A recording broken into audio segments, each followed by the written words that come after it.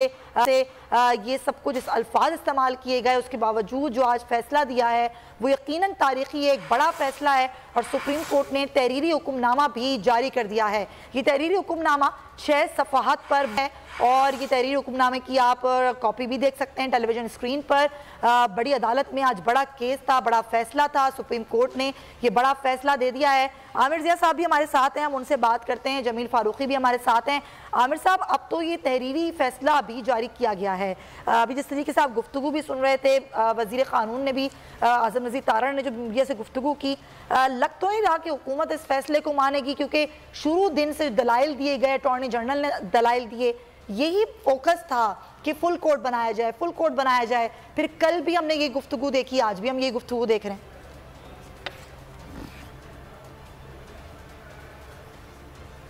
जी जी आमिर साहब।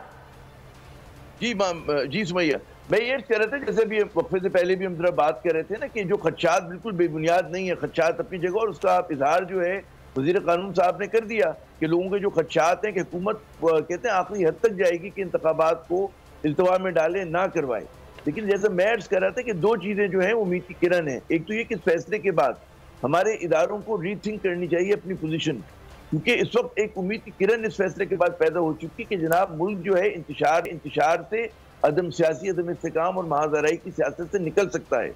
तो अगर जाहिर है कि मैंने जैसे अर्ज किया था कि पीडीएम का इत्तेहाद जो है ये बहुत ही कच्ची सीमेंट से जोड़ा गया है, बड़े आराम से इसमें आप देखिएगा कि इनकी कई जो इत्तेहादी जमातें छोटी वो इनसे नाला हैं, उनके रिजर्वेशन यानी कि तहफ़्फ़ुज़ात हैं। उसके साथ साथ पाकिस्तान पीपल्स पार्टी के अंदर जो उनके बड़े जय्यद किस्म के रहनुमा हैं, शेख रशीद साहब ने कर लिया।